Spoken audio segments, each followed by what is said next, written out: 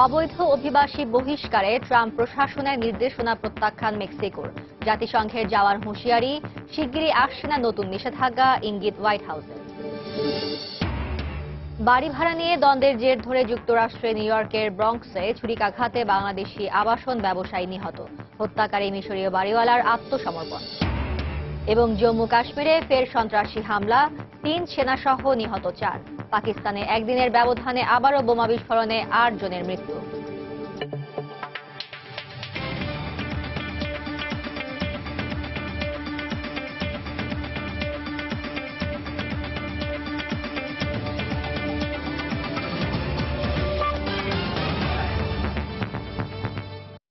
আন্তর্জাতিক সময়ের সঙ্গে আছে আমি ফারজানা মুমু। বৈধ কাগজপত্রহীন ও অপরাধের সঙ্গে জড়িত অজুহাতে অভিবাসীদের দ্রুত বহিষ্কারে ট্রাম্পের নতুন নির্দেশনা জারির নিন্দা জানিয়ে তা প্রত্যাখ্যান করেছে মেক্সিকো। একই সঙ্গে বিষয়টি নিয়ে জাতিসংঘে যাওয়ারও হুমকি দিয়েছেন দেশটির পররাষ্ট্রমন্ত্রী। এদিকে তৃতীয় লিঙ্গের শিশুরা সরকারি স্কুলে শৌচাগার ব্যবহারে ওবামা প্রশাসনের জারি করা নিয়ম বাতিল করেছে ট্রাম্প প্রশাসন। এদিকে আরও কয়েকটি দেশের নাগরিকদের ভ্রমণ নিষেধাজ্ঞায় ট্রাম্পের নির্বাহী আদেশ আসতে আগামী সপ্তাহ পর্যন্ত বিলম্বিত হতে পারে বলে জানিয়েছেন হোয়াইট হাউস। তৃতীয় লিঙ্গ ও সমকামী মানুষের অধিকারের দাবিতে বুধবার হোয়াইট হাউসের সামনে বিক্ষোভ করে এলজিবিটি শত শত সমর্থক। প্রেসিডেন্ট ট্রাম্প লিঙ্গ বৈষম্যকে উস্কে দিচ্ছেন বলে এই সময় অভিযোগ করে আন্দোলনের নেতারা। এর আগে তৃতীয় লিঙ্গের শিশুরা সরকারি স্কুলগুলোতে পছন্দমতো ছেলে কিংবা মেয়েদের শৌচাগার ব্যবহার করতে পারবে। 2016 সালে ওবামা প্রশাসনের জারি করা এমন একটি আইন বুধবার বাতিল করেন প্রেসিডেন্ট ট্রাম্প। হোয়াইট হাউসের মুখপাত্র জানান, আইনটি আদালতে চূড়ান্ত না হওয়ায় তা বাতিল করা হয়েছে। সিদ্ধান্তটি আদালতে ঝুলে আছে। ওবামা প্রশাসন তৃতীয় লিঙ্গের শিশুদের স্কুলের শৌচাগার ব্যবহারে বিচার বিভাগ ও শিক্ষা দপ্তরের দুটি নির্দেশনাই বহাল রেখেছিল। বিষয়টি চূড়ান্ত করতেই ওবামার নির্দেশটি বাতিল করা হয়েছে।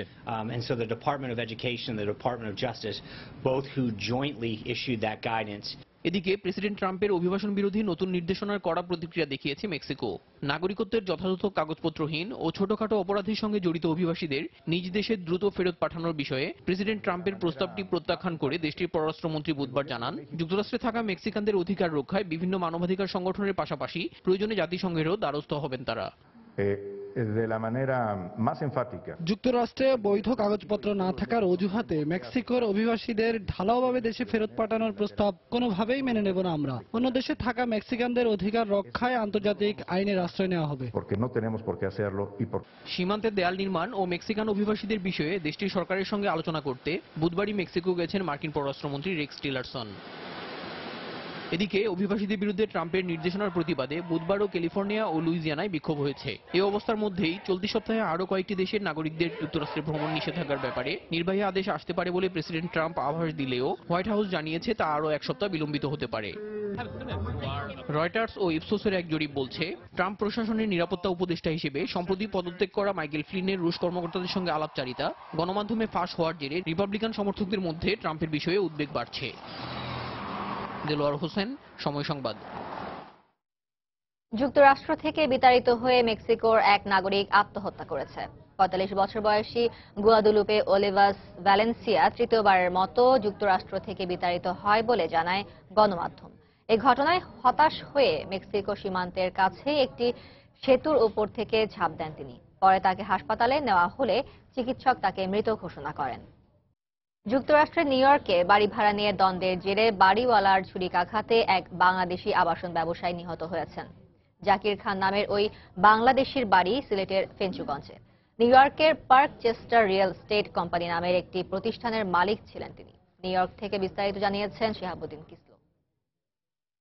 বাংলাদেশি রিয়েল এস্টেট ব্যবসায়ী জাকির খান তিনি দীর্ঘদিন যাবৎ এই ব্রঙ্কস এলাকায় রিয়েল এস্টেট ব্যবসার সঙ্গে জড়িত। তিনি এই ব্রঙ্কসের বার্কলে এবং লোগান অ্যাভিনিউর কর্নারে 1001 লোগান অ্যাভিনিউ ঠিকানায় বসবাস করছিলেন বেশ কিছুদিন ধরে। আমরা যেটা জানতে পেরেছি যে এই বাড়িওয়ালা, যিনি একজন মিশরীয় নাগরিক, তার সঙ্গে জাকির খানের বেশ কিছুদিন ধরেই বাড়ি ভাড়া নিয়ে দ্বন্দ্ব চলে আসছিল এবং এই দ্বন্দ্বের জেরেই আজকে আনুমানিক সন্ধ্যা 7টার দিকে জাকির খানকে ছুরিকাহত করেন বাড়িওয়ালা স্বয়ং। এবং বাড়িওয়ালা নিজেই পুলিশের কাছে ধরা দিয়েছে বলে আমরা জানতে পেরেছি। তাকে জিজ্ঞাসাবাদ চলছে। এই পুরো বাঙালি কমিউনিটিতেই আসলে শোকের ছায়া নেমে এসেছে যে এমন একটি মর্মান্তিক ঘটনায়। আজকে 5টা চাইলে তার সাথে আমার কথা হচ্ছে না, কারণ বলতে পারি তারপর সানডেতে দেখা করবে, আমি আমার বাচ্চা দুটো নিয়ে আসবো। একসঙ্গে খেলাম, পুরো অনুষ্ঠানটা শেষ করলো, তারপরে রেস্টুরেন্টে গেলাম, লাস্ট ছবিও আছে। মর্মাহত, অত্যন্ত শক দ্যাট এই ধরনের একটা ইনসিডেন্ট হয়েছে আমাদের কমিউনিটিতে for whatever reason. A person should not kill. For the community and for everybody, and we wanted to have a fair justice.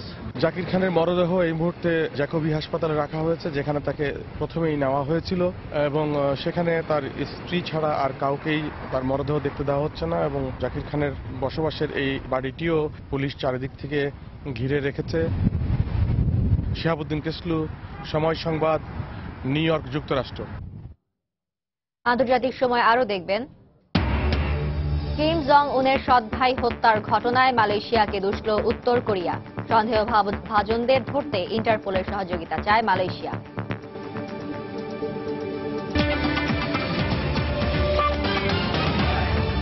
Bharat নিয়ন্ত্রিত কাশ্মীরে সেনাবহরে সন্ত্রাসী হামলায় 3 সেনা সদস্য ও 1 নারী নিহত হয়েছেন।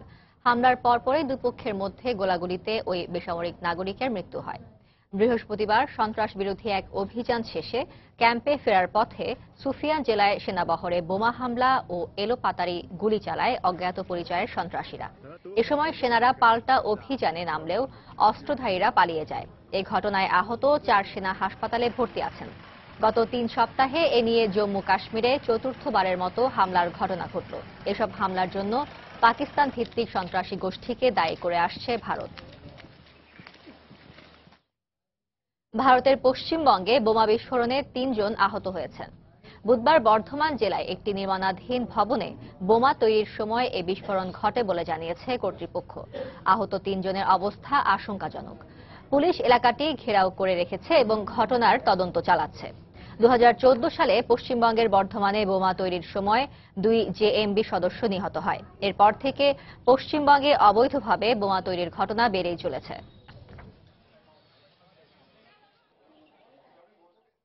পাকিস্তানের লাহোরে একটি বাজারের কাছে শক্তিশালী বোমা বিস্ফোরণে 8 জন নিহত ও 35 জন আহত হয়েছে।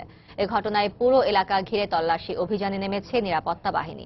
জোরদার করা হয়েছে নিরাপত্তা ব্যবস্থা। এর কিছুক্ষণ পরে পাশেই আরেকটি বোমা বিস্ফোরণের শব্দ শোনা যায়। তাৎক্ষণিকভাবে কারো পক্ষ থেকে এর দায় স্বীকার করা না হলেও একে জঙ্গি হামলা বলে ধারণা করছে কর্তৃপক্ষ। প্রথমে জেনারেটর থেকে বিস্ফোরণের তথ্য দিলেও কিছুক্ষণের মধ্যেই পাঞ্জাব সরকারের এক মুখপাত্র এটি বোমা হামলা ছিল বলে জানান। স্থানীয় গণমাধ্যম জানায় একটি হোটেলের পাশে এই বিস্ফোরণ ঘটে। গত সপ্তাহে পেশোয়ারে মাজারে বোমা হামলায় 300 মানুষ হতাহত ও মঙ্গলবার খাইবার পাখতুনখোয়ায় জঙ্গি হামলায় 8 জন নিহতের পর বৃহস্পতিবার আবারও এই হামলার হয়। উত্তর কোরিয়ার নেতা কিম জং উনের সৎ ভাই কিম জং ন্যাম হত্যাকাণ্ডে এবার মালয়েশিয়াকে দোষারোপ করেছে পিয়ংইয়ং। একই সঙ্গে সন্দেহভাজনের নির্দোষ আখ্যা দিয়ে তাদের মুক্তি দাবি করেছে দেশটি। পিয়ংইয়ং এর দাবি, সিওলের প্ররোচনায় কুয়ালালামপুর এমন পদক্ষেপ নিয়েছে।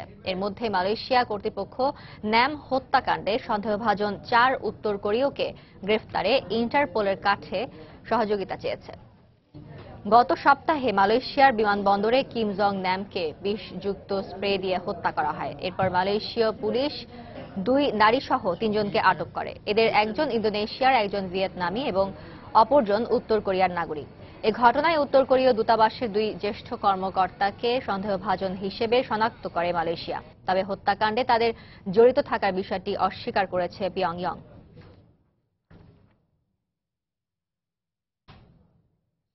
ভারতের উত্তরপ্রদেশে 7 দফা বিধানসভা নির্বাচনের চতুর্থ দফায় আজ 12টি জেলায় ভোট গ্রহণ চলছে। বৃহস্পতিবার সকাল 7টা থেকে এই জেলাগুলোর 53টি আসনে ভোট গ্রহণ শুরু হয়। চতুর্থ দফার নির্বাচনে কংগ্রেস সভানেত্রী সোনিয়া গান্ধীর 5টি নির্বাচনী আসন থাকা রায়বেরেলির পাশাপাশি দলটির আধিপত্য থাকা আমেথিতেও ভোট নেওয়া হচ্ছে। এছাড়া প্রতাপগড়, এলাহাবাদ, চিত্রকূট, ফতেহপুরের মতো উল্লেখযোগ্য জেলাগুলোতে ভোট গ্রহণ চলছে। সকাল থেকেই ভোট কেন্দ্রগুলোতে ভিড় দেখা গেছে।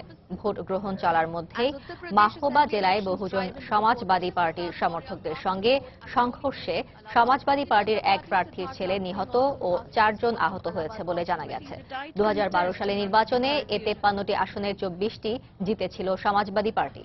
এবার কংগ্রেস ও সমাজবাদী পার্টির জোটের সঙ্গে মায়াবতীর বহুজন সমাজবাদী পার্টির লড়াই হবে বলে ধারণা করা হচ্ছে।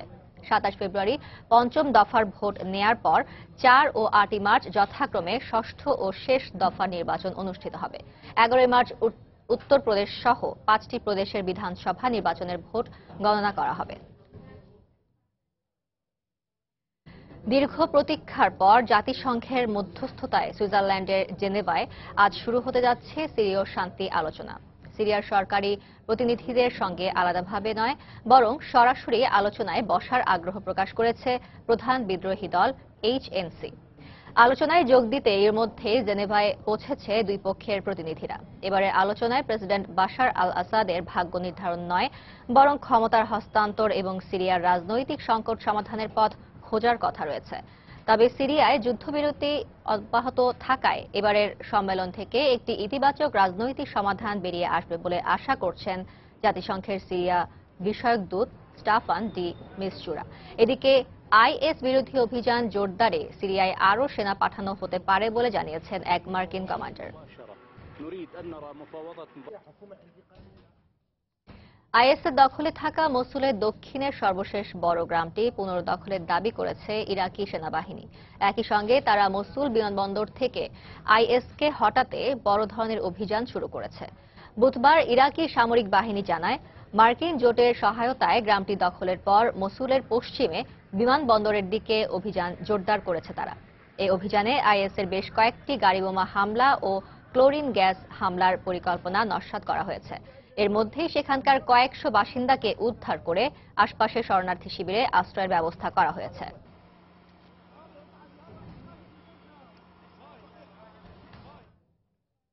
অধিকৃত পশ্চিম তীরের বেদুইন গ্রামে প্রায় 140টি ফিলিস্তিনি স্থাপনা গুঁড়িয়ে দেওয়ার ইসরায়েলি পরিকল্পনায় উদ্বেগ জানিয়েছে জাতিসংঘ। ইসরায়েলি সরকারের এই পরিকল্পনার ফলে গ্রামটির অনেক বসতি ও একটি বিদ্যালয় হুমকির সম্মুখীন হবে। এটি মেনে নেওয়া কষ্টকর এবং এই সিদ্ধান্ত বন্ধের দাবি জানিয়েছেন জাতিসংঘের মধ্যপ্রাচ্যে শান্তি বিষয়ক বিশেষ উপসমন্বয়ক রবার্ট পিপার। তিনি ঘটনাস্থল পরিদর্শন শেষে গণমাধ্যমে একথা জানান। এ বিষয়ে ইসরায়েলি সরকার জানিয়েছে, অবৈধভাবে স্থাপনাগুলো নির্মাণের ফলে তা গুঁড়িয়ে দেওয়ার সিদ্ধান্ত নেওয়া হয়েছে।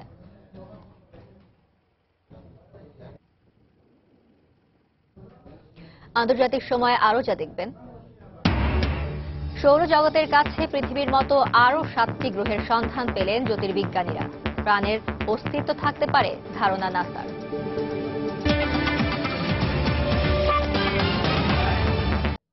হংকংয়ের 7 পুলিশ সদস্যকে দেয়া কারাদণ্ডের প্রতিবাদে দেশটির হাজার হাজার পুলিশ কর্মকর্তা বিক্ষোভ করেছেন। এ সময় তারা দায়িত্ব পালন থেকে বিরত থাকেন।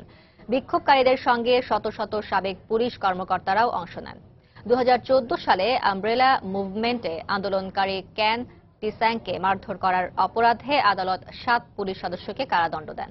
বুধবার সন্ধ্যায় পুলিশ স্পোর্টস ক্লাবে জড়ো হয়ে 30,000-এরও বেশি সাবেক এবং কর্মরত পুলিশ সদস্য এ রায়ের বিরুদ্ধে বিক্ষোভ করেন।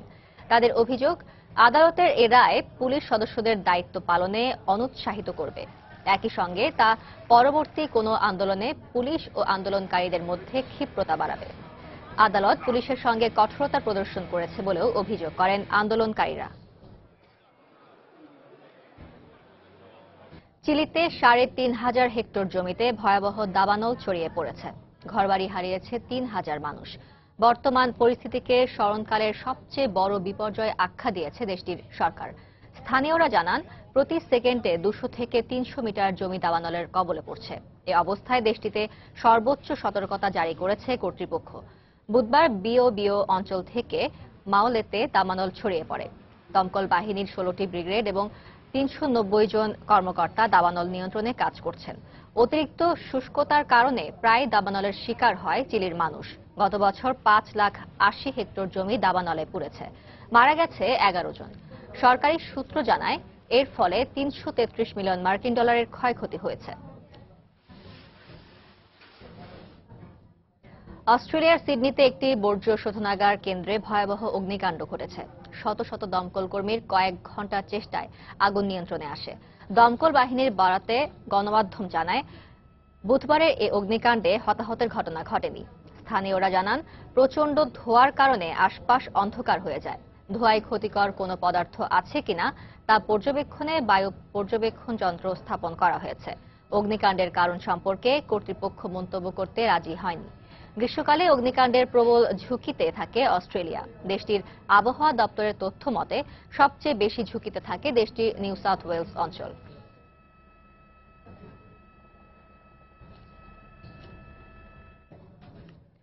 যুক্তরাষ্ট্রের ক্যালিফোর্নিয়া অঙ্গরাজ্যের স্যান জোস শহরে ভয়াবহ বন্যায় 14,000 মানুষ গৃহহীন হয়ে পড়েছে। বৈরী আবহাওয়ার কারণে শহরটিতে সতর্কতা জারি করা হয়েছে। অতিবৃষ্টি থেকে সৃষ্ট বন্যায় তলিয়ে গেছে শহরের বেশিরভাগ রাস্তাঘাট ও ঘরবাড়ি। ব্যাহত হচ্ছে যোগাযোগ ব্যবস্থা। সরিয়ে নেওয়া হয়েছে সেখানকার স্থানীয় বাসিন্দাদের। শহরের মেয়র জানিয়েছেন, বন্যার কারণে এ পর্যন্ত 500 ঘরবাড়ি তলিয়ে গেছে। উদ্ধারকর্মীরা বন্যার পানিতে আটকে পড়া মানুষদের উদ্ধারে তৎপরতা চালিয়ে যাচ্ছে। পৃথিবীর মতো আরও গ্রহের সন্ধান এখন সময়ের ব্যাপার মাত্র। এই প্রথমবারের মতো সৌরজগতের কাছে আরও 7টি নতুন গ্রহ আবিষ্কারের পর এমনটাই জানালেন নাসার গবেষকরা। তারা জানান, পৃথিবী থেকে 40 আলোকবর্ষ দূরে অবস্থিত ওই গ্রহগুলো একটি নক্ষত্রকে ঘিরে আবর্তিত হচ্ছে। বিজ্ঞানীদের এখন লক্ষ্য নতুন আবিষ্কৃত সৌরজগতে প্রাণের অস্তিত্বের সন্ধান করা। সেখানকার কোনো না কোনো গ্রহের পরিবেশ জীবন ধারণের উপযোগী হতে পারে বলে তারা আশা প্রকাশ করছেন। পৃথিবীর বাইরে অন্য কোনো গ্রহে প্রাণের অস্তিত্ব আছে কিনা তা খুঁজতে গুরুত্বপূর্ণ ধাপ অতিক্রম করেছেন জ্যোতির্বিদরা। এবার তারা সন্ধান পেয়েছেন নতুন একটি সৌরজগতের। আমাদের পৃথিবী অন্যান্য গ্রহ নিয়ে যেমন সূর্যকে কেন্দ্র করে ঘুরছে, তেমনি নতুন সৌরমণ্ডলেও একটি শীতল নক্ষত্রকে ঘিরে আবর্তিত হচ্ছে মোট 7টি গ্রহ। এই প্রথমবারের মতো একটি নক্ষত্রকে ঘিরে এতগুলো ঘূর্ণায়মান গ্রহের অস্তিত্ব শনাক্ত হলো। নাসার স্পিটজার স্পেস টেলিস্কোপ ও বেশ কয়েকটি ভূমিভিত্তিক পর্যালোচক সংস্থা গ্রহগুলোর সন্ধান পায়। বুধবার ওয়াশিংটনে নাসার সদর দফতরে সংবাদ সম্মেলনে এমন আবিষ্কারের কথা জানান বিজ্ঞানীরা। নেচার জার্নালও এ সংক্রান্ত প্রতিবেদন প্রকাশ করে। সেখান থেকে জানা যায়, ট্রাপিস্ট 1 নামে কেন্দ্রের শীতল গ্রহটির আকার সূর্যের 10 ভাগের 1 ভাগ। একে বাস্কেটবল বা গলফ বলের অনুপাতের সঙ্গে তুলনা করা যায়। ট্রাপিস্টকে ঘিরে আবর্তিত 7টি গ্রহ পৃথিবী থেকে 40 আলোকবর্ষ দূরে অবস্থান করছে। সবচেয়ে কাছের গ্রহটি নিজস্ব কক্ষপথ ঘুরে আসতে 36 ঘন্টা ও সবচেয়ে দূরের গ্রহটির 20 দিন সময় লাগে। বিজ্ঞানীদের পরবর্তী লক্ষ্য নতুন আবিষ্কৃত এই সৌরজগতে প্রাণের অস্তিত্বের সন্ধান করা। আবর্তিত গ্রহগুলো গ্যাসীয় নয়, বরং পাথুরে। ট্রাপিস্টকে ঘিরে EFG নামের 3টি গ্রহে প্রাণের অস্তিত্ব থাকতে পারে বলে আমরা ধারণা করছি। কারণ এই গ্রহগুলোর অবস্থান বাসযোগ্য এলাকায় হওয়ায় সেখানকার পৃষ্ঠে পানি, এমনকি মহাসাগর থাকার সম্ভাবনা আছে। গ্রহগুলোর আকৃতি ও ভর পৃথিবীর মতো হওয়ায় এর পৃষ্ঠে পানি থাকতে পারে এবং সেখানকার উষ্ণতার মান জীবন ধারণের উপযুক্ত হতে পারে বলে ধারণা করা হচ্ছে। বেলজিয়ামের লিজ বিশ্ববিদ্যালয়ের এই জ্যোতির্বিজ্ঞানী বলেন, গ্রহগুলোর গঠন ও অবস্থানের কারণে এতে প্রাণের অস্তিত্ব থাকার জোরালো সম্ভাবনা রয়েছে। জীবন ধারণের জন্য অত্যাবশ্যক অক্সিজেন ও মিথেন গ্যাসের অনুসন্ধানেও গবেষণা চলছে। সঞ্জনা চৌধুরী, সময় সংবাদ। এ পর্যায়ে আবারও জানিয়ে দিচ্ছি আন্তর্জাতিক সময়ের শীর্ষ সংবাদগুলো। অবৈধ অভিবাসী বহিষ্কারে ট্রাম্প প্রশাসনের নির্দেশনা প্রত্যাখ্যান মেক্সিকোর। জাতিসংঘের যাওয়ার হুঁশিয়ারি, শিগগিরই আসছে না নতুন নিষেধাজ্ঞা, ইঙ্গিত হোয়াইট হাউসের। বাড়ি ভাড়া নিয়ে দ্বন্দ্বের জের ধরে যুক্তরাষ্ট্রের নিউ ইয়র্কের ব্রঙ্কসে ছুরিকাঘাতে বাংলাদেশি আবাসন ব্যবসায়ী নিহত। হত্যাকারী মিশরীয় বাড়িওয়ালার আত্মসমর্পণ। এবং জম্মু কাশ্মীরে ফের সন্ত্রাসী হামলা, 3 সেনাসহ নিহত 4। পাকিস্তানে একদিনের ব্যবধানে আবারও বোমা বিস্ফোরণে 8 জনের মৃত্যু। এই ছিল আন্তর্জাতিক সময়। দর্শক, অমর 21 গ্রন্থমেলার আজ 23তম দিন। লেখক, প্রকাশক ও পাঠকের এই প্রাণের মেলার আজকে দিনের আয়োজনের খবর জানাতে সেখানে রয়েছেন সহকর্মী তরিকুল ইসলাম সৌরভ। সরাসরি চলে যাচ্ছি সেখানে।